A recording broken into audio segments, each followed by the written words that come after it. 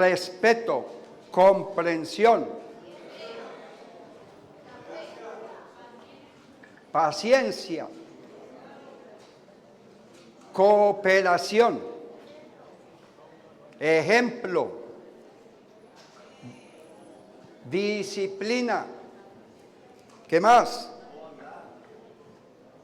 Bondad, respeto, gratitud, reconocimiento, armonía. Y otras dos más, por favor. ¿Ah? Unidad. ¿Qué más?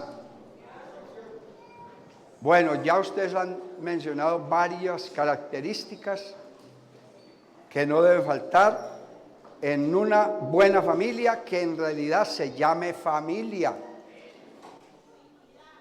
Hoy día han salido muchas vertientes, muchas derivaciones.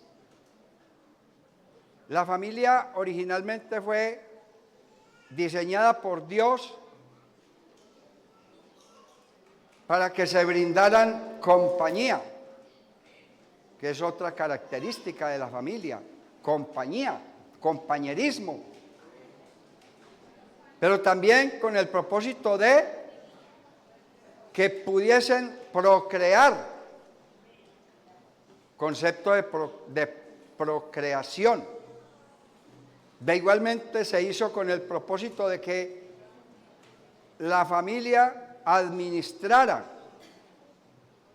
de tal manera que el ser humano, hombre y mujer, se deben caracterizar por ser buenos administradores. Pero se requiere que los administradores sean ¿qué? Fieles. Fieles a Dios y fieles recíprocamente. El hombre debe serle fiel a su mujer para que no se enferme de celos.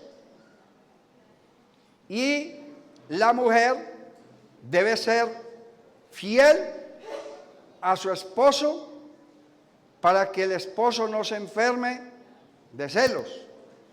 Los celos son una enfermedad que está afectando y ha terminado en fracaso de muchos hogares. ¿Y quiénes son las víctimas de una separación, de un divorcio? Los hijos. El uno se va con la abuela, el otro se va con el abuelo, el otro se queda con él, y entonces él vuelve y se casa o se une a otra persona, y entonces va a tener muchos roces con la madrastra, y el que se queda con ella, y ella vuelve y se une a otro hombre, va a tener también muchas dificultades con el padrastro. Y hoy día han surgido también otras vertientes o variables de la familia. Hoy día hay familias compuestas de dos seres vivos. Está de moda la mujer sola, acompañada de un gato o de un perro. Y a veces uno les pregunta, ¿por qué no te has casado? Y le responden a uno, porque es más fiel el gato que un marido.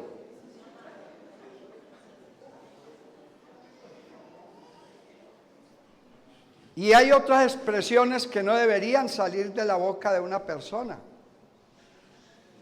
¿Por qué sigues solo? Y la respuesta es, mejor solo que mal acompañado.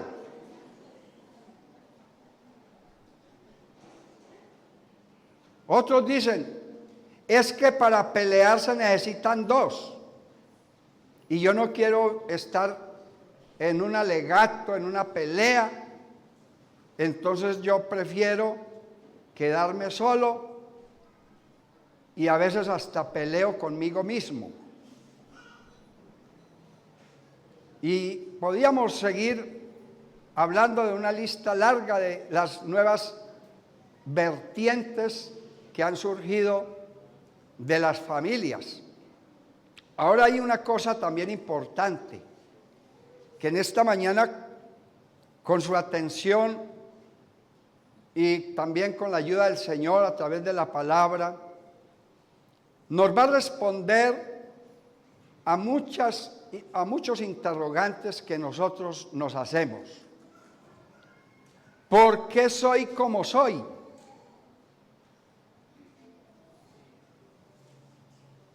¿Por qué hago lo que hago? ¿Por qué reacciono como reacciono? Algunos dicen, ¿y yo por qué seré tan feo? ¿Yo por qué seré tan flaquito? Y ella le pregunta al espejo, ¿por qué soy tan gorda?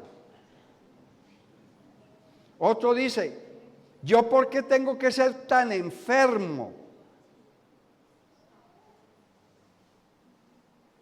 Bueno, con la palabra de Dios vamos a despejar todas esas dudas. Vamos a Éxodo capítulo 20, versículos del 3 al 6. Éxodo capítulo 20, versículos 3 al 6.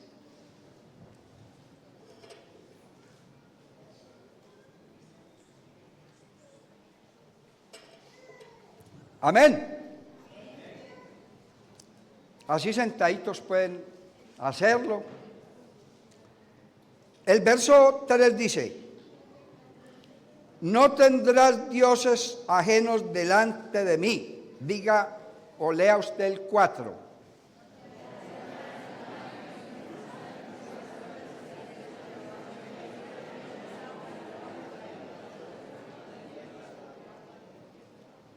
Y esto que sigue sí que es importante. No te inclinarás a ellas, o sea, a las imágenes, ni las honrarás, o sea, no les rendirás culto, porque yo soy Jehová tu Dios. ¿Cómo es el Señor? Dígalo usted. Fuerte, celoso, que visito la maldad de los padres sobre los hijos hasta la tercera y cuarta generación. Pero hay un énfasis que hay que hacer en esta última palabra. De los que me aborrecen. Porque eso no aplica generalmente para todos. No. Dice, solo para los que aborrecen a Dios. Amén. ¿Cuántos en esta mañana aborrecen a Dios? Los felicito. Esto no aplica para ustedes. Amén. Y hay algo maravilloso que nos dice el Señor en el versículo 6. Vamos a decirlo todo como una declaración de fe, de que eso vendrá para nosotros, para nuestra familia, para nuestros padres, para mi compañera, mi esposa, mi esposo, mi hermano, mi hijo, mi nieto. A ver, verso 6. Y hago misericordia a millares.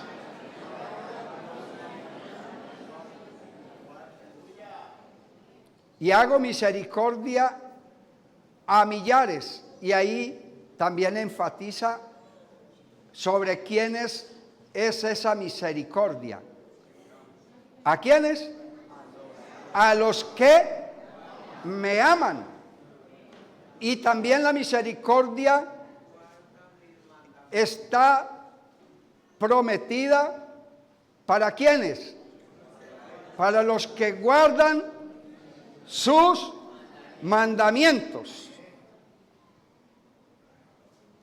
Bueno, el título que quiero darle a esta reflexión de la palabra de Dios es Rompiendo cadenas generacionales. Dígale a su hermano que esté ahí al lado.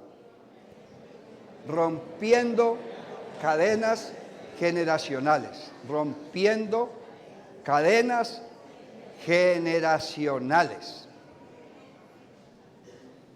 Bueno, ¿qué es una cadena generacional? Sería la primera pregunta que va a empezar a resolver el porqué de algunas de las cosas que yo les preguntaba. Una cadena generacional es una consecuencia natural derivada del pecado que puede afectar a generaciones futuras. Vuelvo y repito para los que por ahí copian. Una cadena generacional es una consecuencia natural derivada del pecado que puede afectar a generaciones futuras. O sea, puede afectar a mis hijos, a mis nietos, a mis bisnietos y a las generaciones venideras.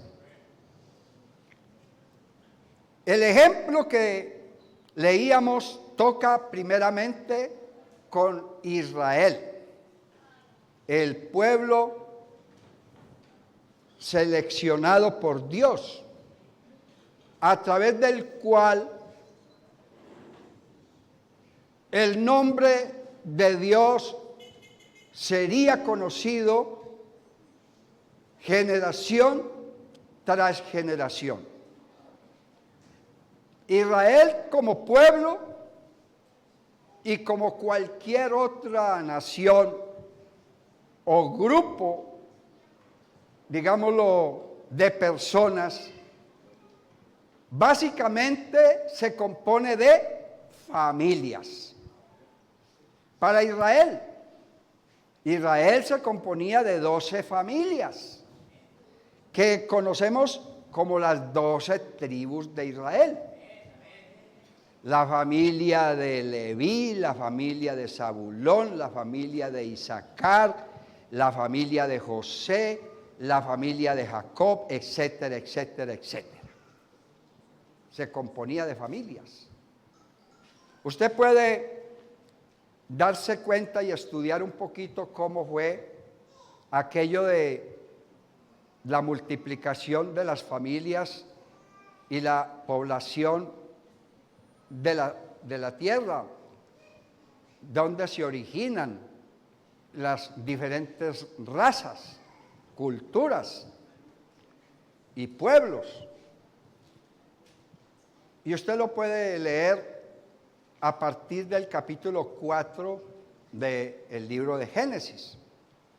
Ahí es donde se origina todo lo que es la población del mundo y la aparición de las diferentes razas, como dijo Pablo allá en Atenas, y de una sola sangre, Dios hizo todos los linajes del mundo. Ahí aparecieron los monos como yo, de ahí aparecieron los negritos como Pelé o como Lucumí. Ahí aparecieron los ojirrasgados del Asia. Allí aparecieron los zambos los mestizos, los indígenas y las diferentes tribus y razas de la tierra. Y todos se componían de familias, padres e hijos. Amén. Gloria al Señor. Allí, repitiendo lo que dice Jesús, lo que dice Dios en el capítulo 20, que narra los 10 mandamientos de la ley de Dios. Lo primero que Dios manda allí es que no se debía hacer ni imagen ni semejanza de lo que estuviese inclusive en el cielo. ¿Y quién estaba en el cielo? Los ángeles, Dios. Ellos eran los que estaban en el cielo. ¿Y quiénes estaban en la tierra? Los hombres que fueron creados a imagen y semejanza de Dios. Estaban también las diferentes especies de animal sobre la tierra.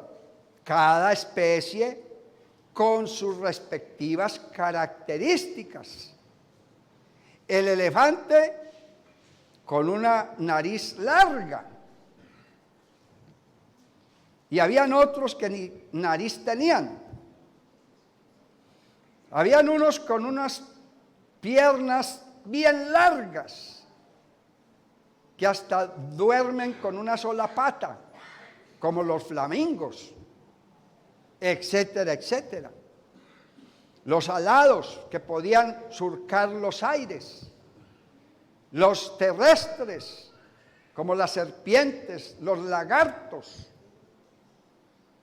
Los peces que poblaban las aguas del mar y de los ríos. Bueno, estaban allí toda clase de seres vivos y no se podía hacer imagen de nada de ello, ni por muy famoso que fuera. No se podía hacer imagen ni de un león. ¿Y qué cultura comenzó desobedeciendo la voz de Dios, haciéndose como la imagen que honraban y que le rendían culto al león? El imperio egipcio. Los egipcios eran idólatras, eran politeístas, porque adoraban a las criaturas, pero no adoraban al Creador. Y otras culturas, como los sumerios, según la historia secular, pero también los sumerios equivalen a los mismos caldeos, según la historia de la Biblia, de donde provino Abraham. Ellos eran politeístas, adoraban a cualquier ser vivo menos a Dios. Y hermano, había una prohibición de no hacer esas imágenes, ni tampoco adorarlas, ni honrarlas. El único que exige y merece adoración se llama Dios. ¿Y por qué? Porque Él es Dios fuerte, celoso, y hay una sentencia allí para el que desobedecía el mandato de Dios haciendo idolatría o practicando idolatría. Y es: yo visitaré la maldad de los padres sobre los hijos hasta la tercera y cuarta generación ¿De quiénes? De los que me aborrecen. Amén. Por eso, en todo hogar hay que honrar a Dios. Hay que borrar del chip religioso que nosotros traíamos de la tradición toda clase de imagen. Cuando yo era niño, allá en Medellín y en Antioquia en general, siempre se le sale a uno instintivamente una expresión: Ave María. Y un sinnúmero de expresiones soeces. Pero cuando yo me convertí a Cristo, y cuando un antioqueño se convierte a Cristo, ya no se dice Ave María pues, sino que se dice: en el nombre de Cristo todo lo puedo. Porque ya cambió nuestro chip, ya no hay idolatría, ya nosotros rompimos con la tradición. Esta semana le rindieron homenaje a María Auxiliadora, a María del Carmen, y están esperando que se levantara Miguel Uribe, porque invocaron a María para que lo levantara y no se levantó. El único que tiene poder de sanar, de levantar no solo a un enfermo, sino también de levantar a un muerto, se llama Jesucristo. Aleluya.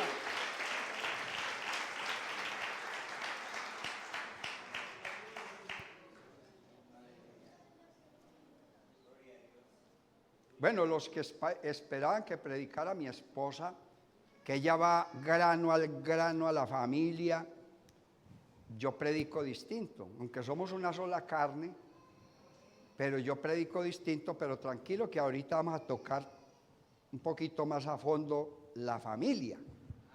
Amén. Porque a lo que vinimos, ¿verdad?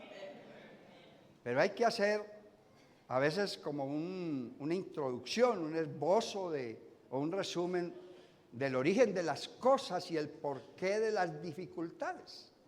Y esto que estamos viendo nos va a aclarar muchas dudas respecto al por qué surgen dentro de los hogares esas discrepancias, esas discusiones, esos malos entendidos, etcétera, etcétera. Y eso se origina precisamente en un ámbito espiritual, porque donde reina Cristo, entonces las cosas cambian, las cosas tienden a mejorar. Y de pronto, si todavía hay cosas que no se han corregido y no se han mejorado en nuestra familia, tenemos la palabra profética más segura, a la cual hacemos bien si estamos atentos a ella, para ponerla en práctica.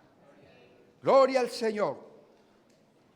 Hermano, en consecuencia de lo anteriormente dicho en Éxodo 20, versículos 3 hasta el 5, que habla de una cadena generacional, de una maldición generacional. Yo que visito la maldad de los padres sobre los hijos. Hermano, hay varias reflexiones que hacer. La primera, parece injusto que Dios castigue a los hijos por los pecados de sus padres. Segunda consideración, esto se debe a que los efectos del pecado se transmiten naturalmente de una generación a la siguiente. Les voy a poner un ejemplo. Cuando un padre tiene un estilo de vida pecaminoso, es probable que sus hijos también practiquen el mismo estilo de vida pecaminoso, porque eso se hereda. Eso se hereda y ahorita lo vamos a ver genéticamente o biológicamente, pero también se hereda a consecuencia de la dureza del corazón. Le voy a poner otros ejemplos para que me entiendan un poquito mejor. Es posible que un hijo maltratante sea el resultado de un padre maltratante. Es posible que un hijo violador, porque se han visto casos de niñas que han sido violadas por sus propios hermanos. Y se han visto casos de niñas que han sido violadas por sus propios padres. Cosa horrible. Cosa repugnante. Y hermano, es probable que ese hijo violador sea el resultado de un padre violador. O ese muchacho o esa muchacha que de repente le da un ataque y cae. Es probable que esa muchacha o ese muchacho que cayó como resultado de un ataque epiléptico le haya heredado la epilepsia a un papá o a un abuelo, a una mamá o a una abuela, a un ser mayor que él o que ella, porque eso hace parte de la cadena generacional. Amén. En cuanto a Israel, que es la que le aplica el mandato de Dios en Éxodo, porque los mandamientos de la ley de Moisés eran dados para Israel. No es para los demás pueblos de la tierra. Los adventistas del séptimo día son anacrónicos, porque ellos están fuera del tiempo del propósito de Dios. Lo que aplicaba para Israel era solo para ellos y sus familias, mientras que lo que aplica para la nueva etapa llamada la gracia, aplica para las demás naciones de la tierra, entre ellas la iglesia. Entonces ya la iglesia no está condenada a la sentencia y a las advertencias de la ley, sino que el Señor nos ha dado un nuevo mandamiento. Así como Él de tal manera amó al mundo, de tal forma que dio a su Hijo unigénito, para que todo aquel que en Él cree no se pierda, sino que tenga vida eterna, porque no envió Dios a su Hijo para condenar al mundo, sino para que el mundo sea salvo por Él. Y ahorita vamos a mencionar que sí hay como un empalme, digámoslo así, que tiene mucho de realidad de lo que se hereda. Dicen por ahí que lo que se hereda no se hurta, entre otras cosas, pero que esa cadena, ahora en la nueva vida en Cristo, se rompe. Porque el Señor hace todo nuevo. Bendito sea el nombre admirable de Jesús. Entonces hay que hablar un poquito que nos va a responder por qué somos como somos o por qué actuamos como actuamos. Y eso tiene que ver con la herencia genética. Ahora, las cadenas generacionales también están asociadas a la llamada por los biólogos la herencia genética. Ahora, esa herencia genética se refiere a la transmisión de características físicas y biológicas de padres a hijos a través de los genes. ¿Qué son los genes? Los genes son unidades de ADN que envían y codifican información hereditaria a los hijos y nietos. ¿Usted no ha escuchado esa frase popular de la gente? Dice, uy, se parece a su nieto, a su abuelo.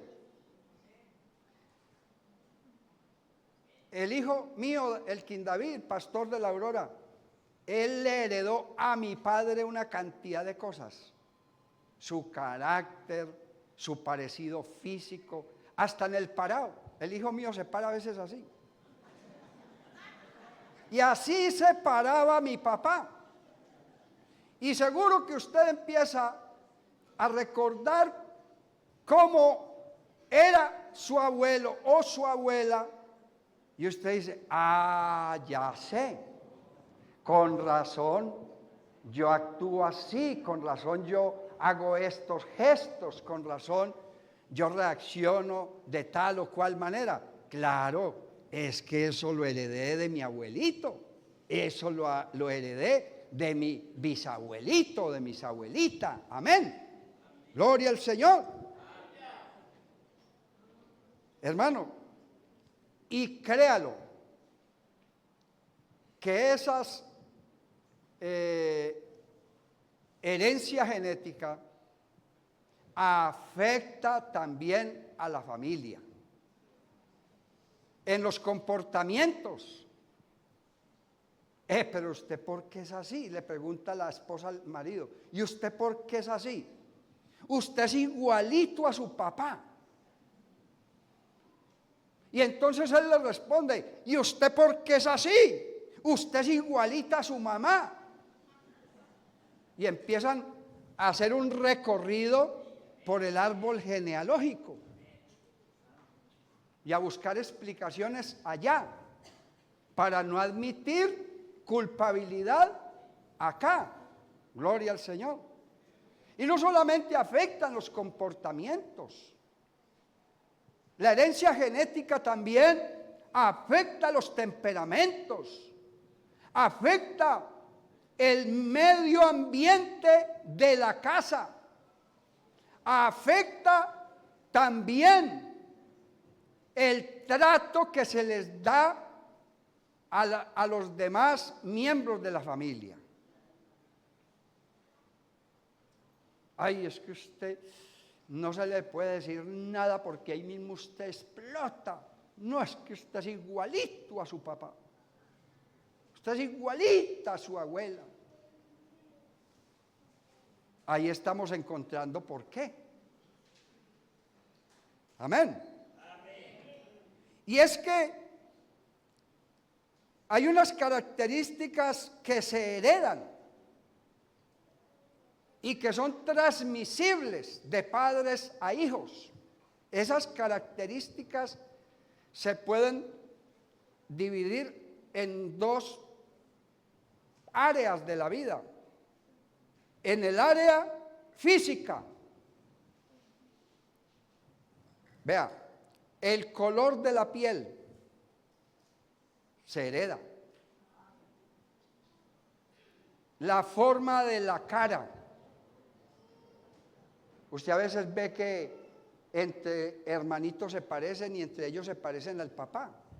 O hay una niña y dice, uy, igualita a la mamá, parece hija negada. ¿Cierto? ¿Por qué? Porque ahí está heredando genéticamente esas características físicas, ¿sí? La estatura. Es muy normal que un muchacho bajito le haya heredado la estatura a un padre o a una madre que es bajita, como también un muchacho que es bien alto, bien robusto, bien apuesto, muy probablemente le heredó esa robustez y esa característica física a su mamá o a su papá.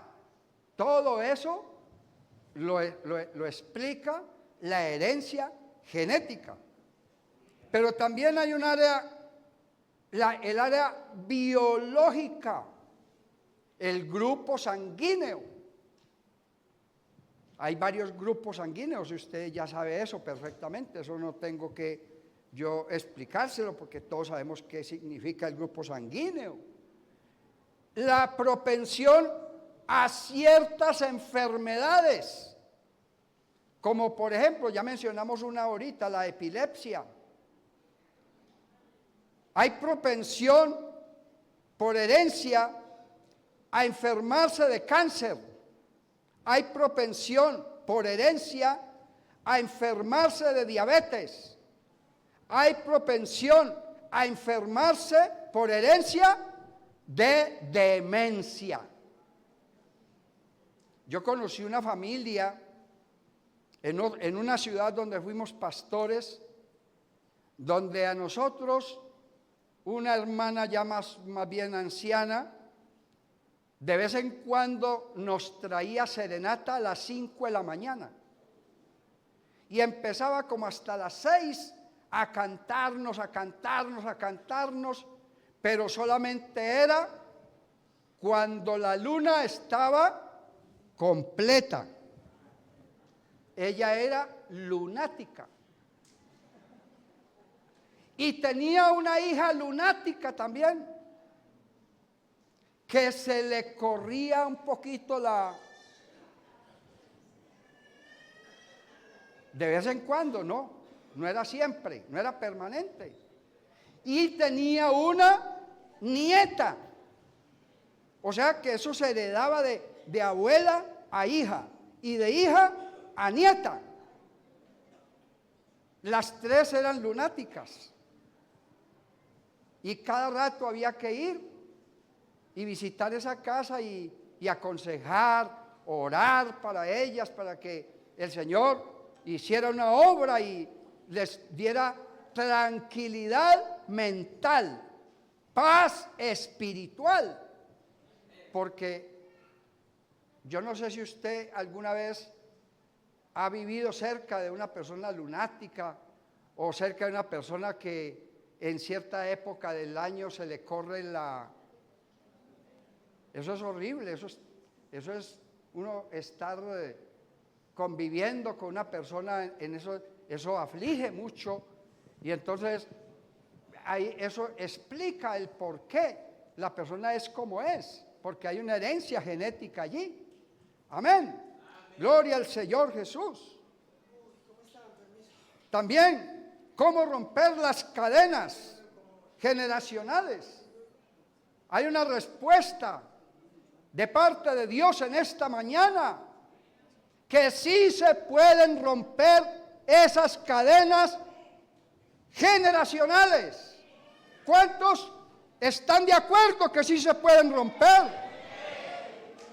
Aleluya, gloria al Señor. Ya lo leíamos al comenzar. Por favor, controlen a este varón, que yo ahorita no tengo tiempo de atenderlo porque hay que esperar hasta que termine el culto para orar por él, porque yo sé que no sé qué pasa con él. En Éxodo capítulo 20, en el versículo 6, hablando pues de Israel, está la promesa. Dice, y hago misericordia a millares. Y ya mencionamos a quienes está prometida esa misericordia de parte de Dios. A los que le aman y guardan sus mandamientos. Gloria al Señor Jesús. Aleluya. Hermano, para ellos la fórmula para romper las cadenas generacionales era el arrepentimiento. Y obviamente que eso también aplica para cada uno de nosotros. Todos. Aquí estamos todos incluidos, hermano, porque todos hemos recibido una herencia genética o una información que muchas veces trae problemas, que muchas veces afecta.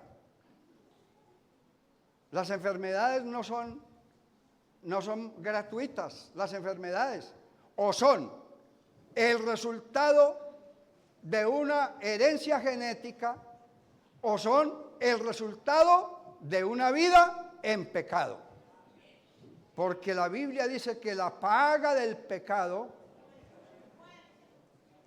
más la dádiva de Dios. Cuando el Señor sanó a un ciego de nacimiento, los religiosos, los fariseos y los judíos preguntaban, ¿quién pecó, este o sus padres, para haber nacido ciego? Y la respuesta del Señor fue, no es que este o sus padres hayan pecado para que él haya nacido ciego, sino para que la gloria de Dios se manifieste a través de un milagro de sanidad divina. Porque Dios, ¿quién más que Él conoce cuáles son tus luchas? Hermano, de puertas para adentro, en cada familia hay luchas. Yo creo que todavía no estamos habitando en la Nueva Jerusalén. Porque allá en la Nueva Jerusalén, dice la Biblia en Apocalipsis, no va a haber llanto, ni clamor, ni dolor. Ya no va a haber allí temores, no van a haber allí falta de luz, porque el Señor mismo estará iluminándonos. Pero mientras estemos aquí, en este mundo físico, en este mundo material, hermano, todas las familias tenemos cosas por las cuales nosotros debemos todos los días luchar.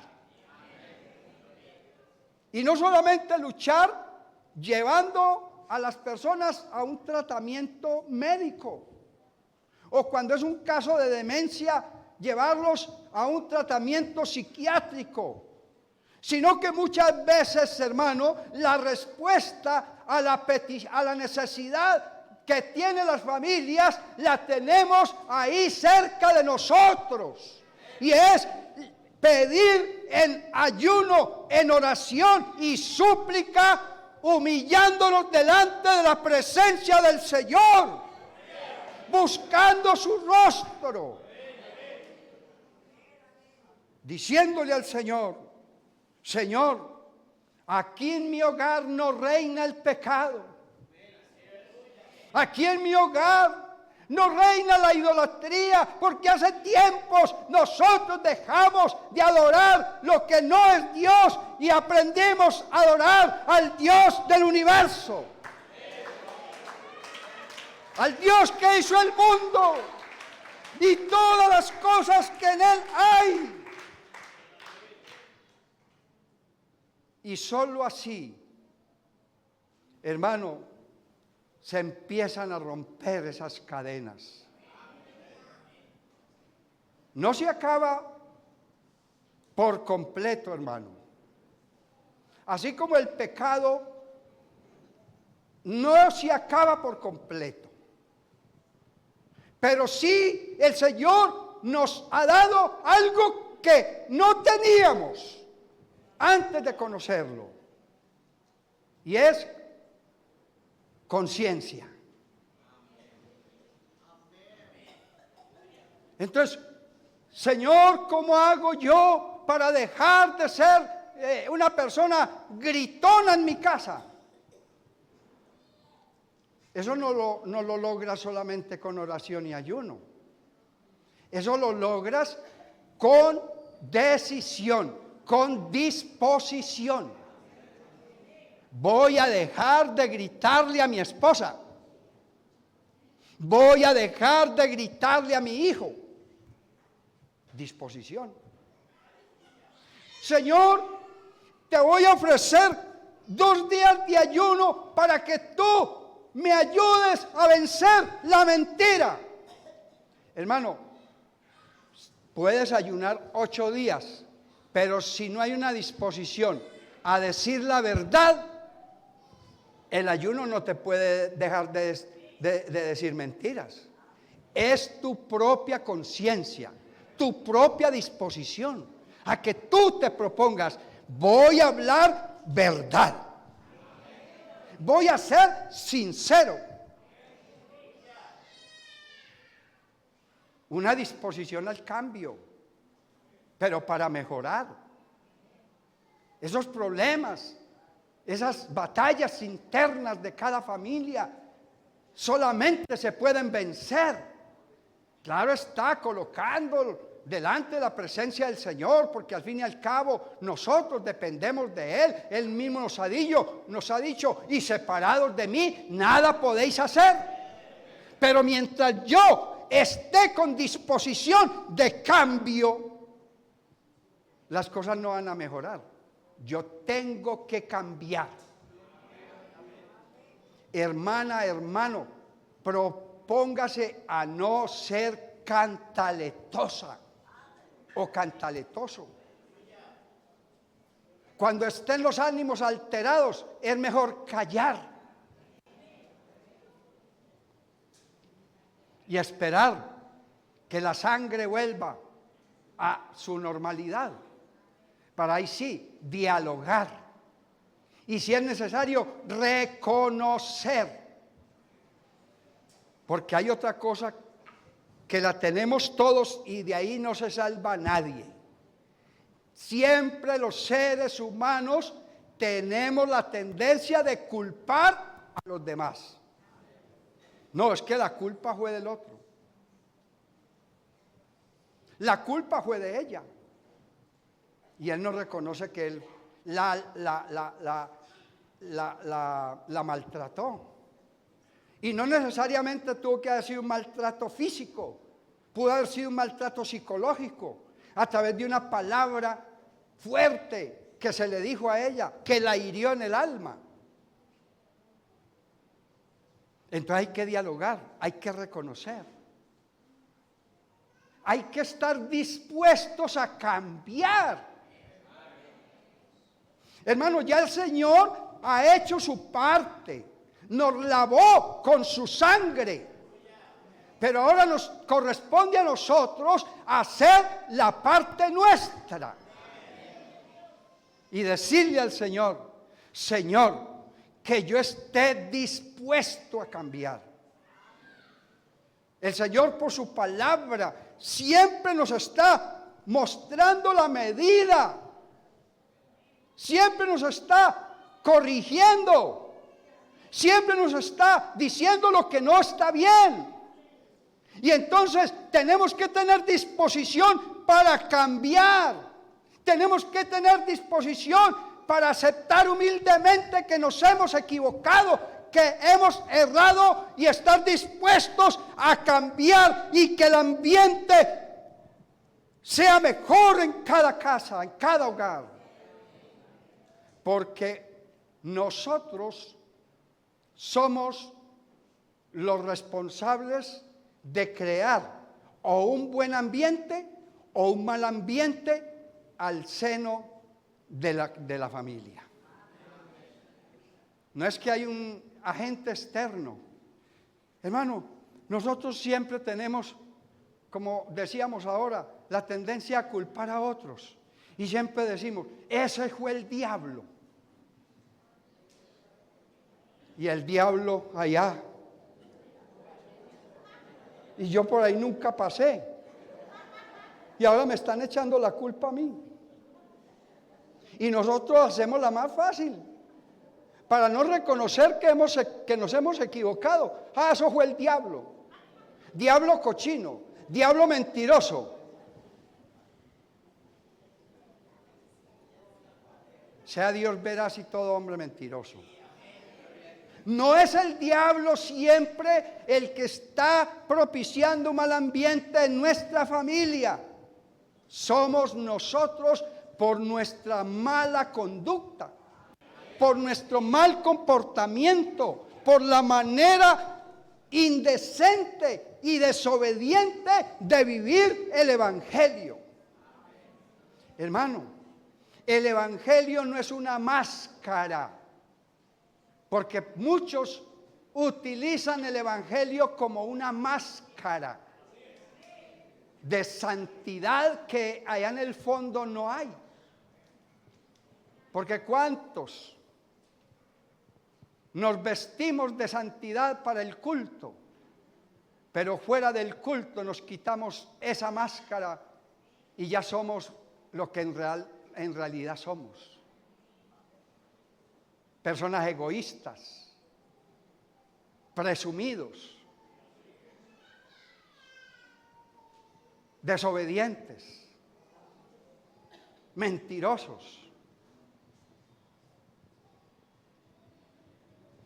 aprovechados. Hermano, cuando el Señor venga, no hay máscara que valga. Porque el Señor conoce todo. El Señor sabe lo que pasa cotidianamente 24/7 en tu hogar.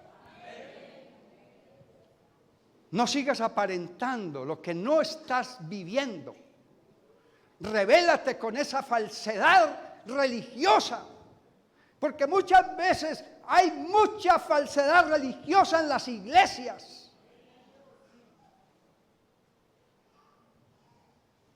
Hay que pedirle al Señor, Señor, que yo emprenda de nuevo un camino que me conduzca a una verdadera y genuina santidad en Dios.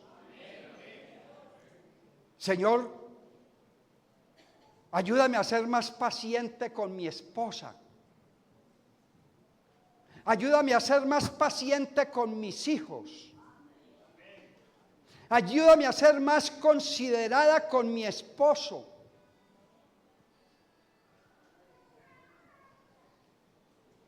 Pero no solamente que se lo digas al Señor que te ayude, sino que tú te propongas.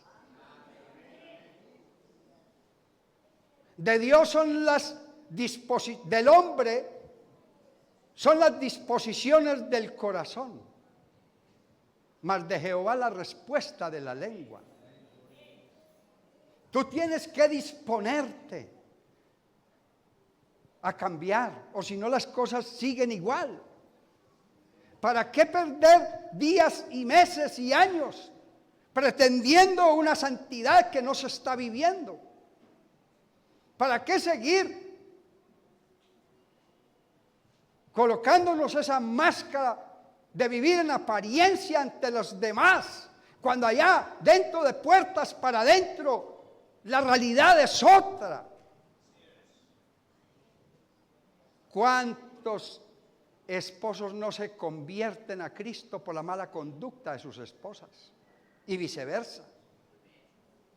¿Cuántos esposos tienen un mal concepto del Evangelio por esa manera falsa e hipócrita de ser de su esposa?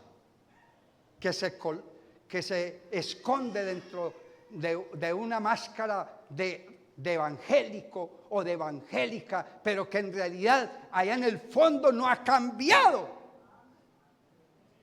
¿Cuántos hijos que son nuestros primeros jueces, que conviven con nosotros cotidianamente, no tienen un buen concepto del evangelio por la mala conducta de sus propios padres?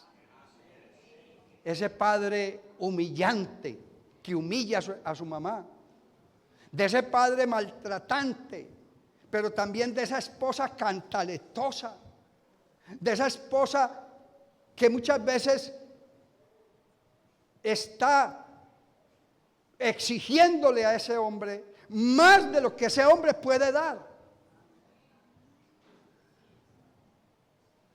Y muchas veces surgen altercados y discusiones y se pierde la armonía. A veces por cosas hasta muy triviales y pequeñas, que no tienen de pronto mucho valor, pero que a veces nosotros hacemos de lo pequeño, de una hormiga hacemos un elefante. Hermano, que el Señor nos ayude, que el Señor nos dé sabiduría. Hermanos, finalmente les tengo una buena noticia. Uno al pararse aquí en un púlpito, uno es el portador de buenas noticias. Y yo en esta mañana les tengo una muy buena noticia. Amén.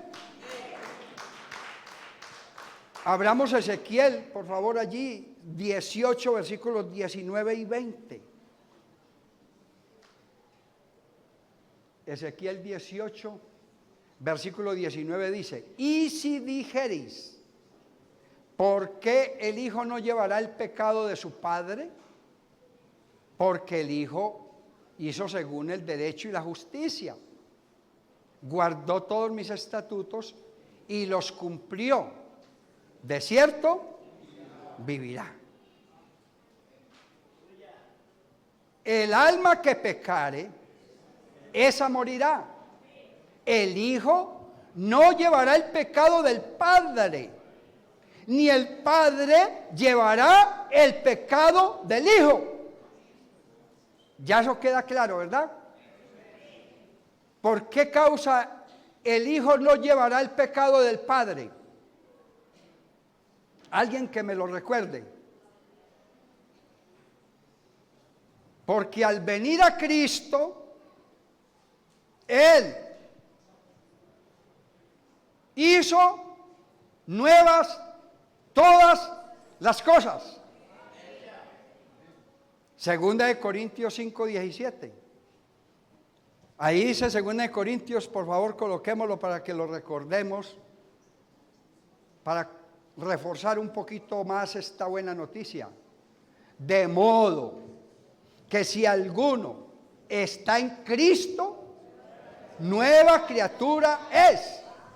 Las cosas viejas pasaron, he aquí, todas son hechas nuevas.